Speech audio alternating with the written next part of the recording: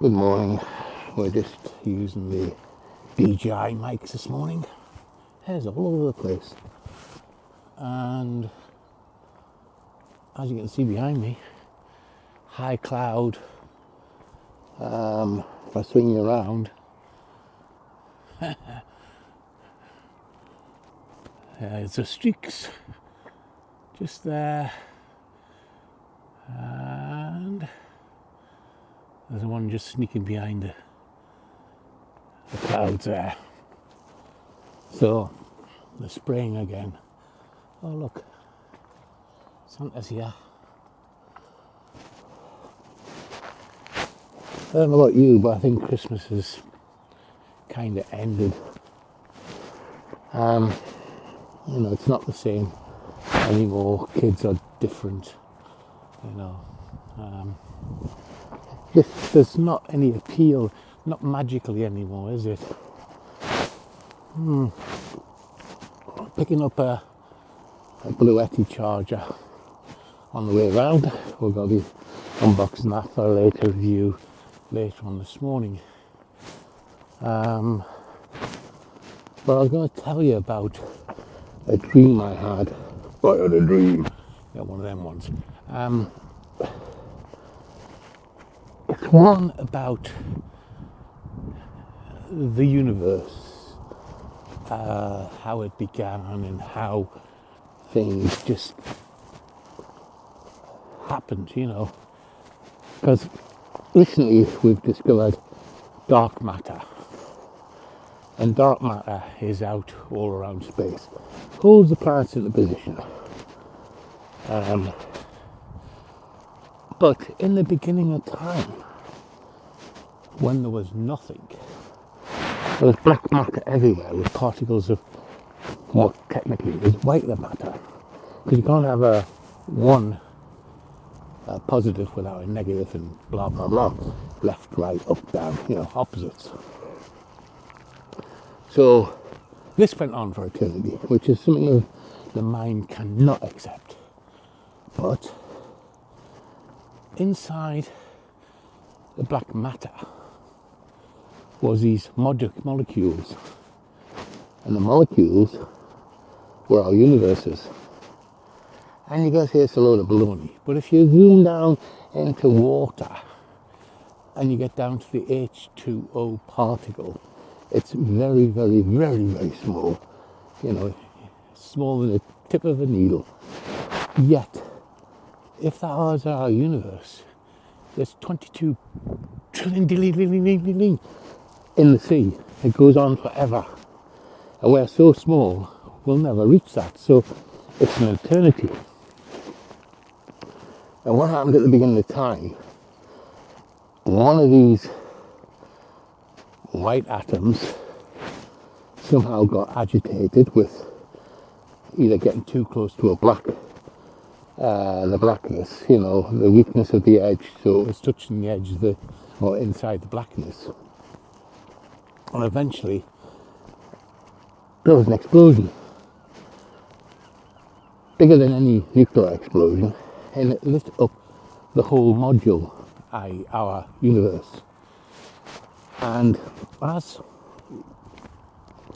the explosion happened, it developed heat and light. And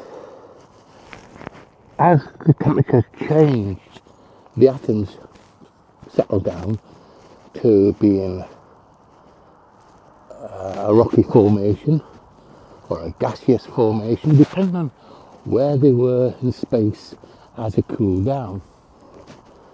Now, as the planets really cooled down, or started to cool down, but were red hot, the lighter molecules got pulled into it.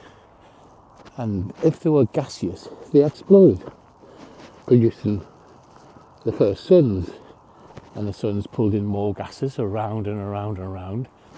And that develops, as it starts to spin around this globe, it developed the first gravity. And that pulled in other particles, some heavier ones, some not. And they became moons and planets, the start of of the world. And this wasn't happening just in one location, it was happening everywhere at the same time. And what happened then was the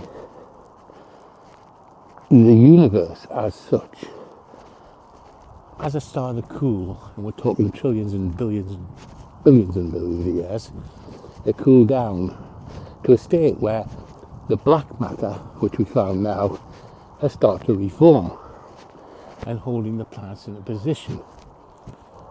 Bloody hell, it's cold up here. So, walk across here. Actually, look, I've got a bit of water on the ground.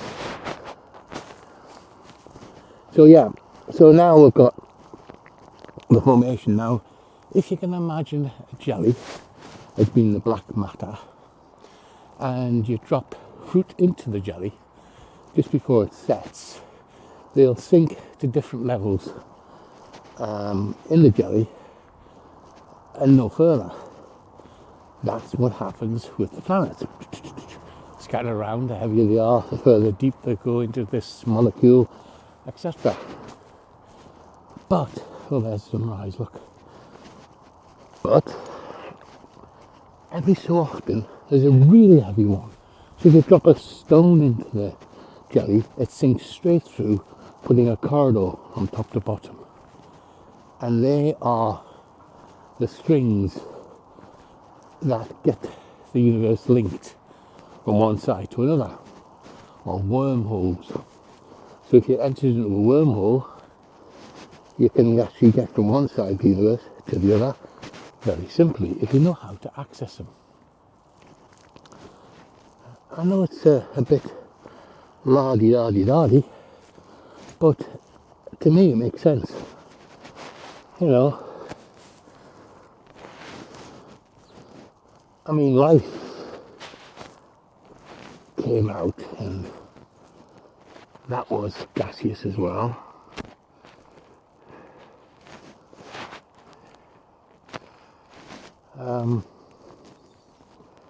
Yeah, the gases, they formed and they made different things happen, you know, like really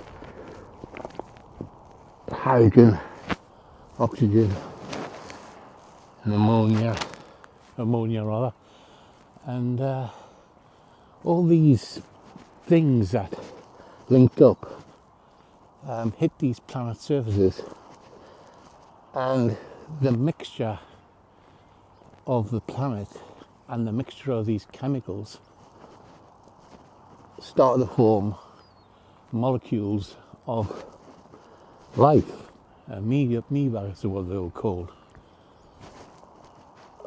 With the activity of the molecules hitting the planet's surface, the clouds or mists start to form because of the temperature from these molecules build up, as we found out in science. You know, it's something that you do. You build up heat, and of course this hit the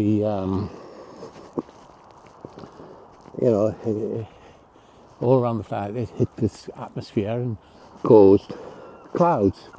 And of course, with the first clouds came thunderstorms, lightning bolts, which hit the ground and changed the atoms again, and rain, which fumigated the area. And you've got the first forms of life actually starting to appear. Very simple. But, you know, during time and everything else, we actually get to a stage where you have life. Anyway, there's a lovely shot of the sea and the beach. My hands are absolutely freezing, and I'm going to call it a thing because it's 16 minutes chit chat. Oh my god, and I'm still not doing very well. Head's still throbbing and that, but yeah, a lot of work today. Okie dokie. I think I have to get a haircut. Bye for now.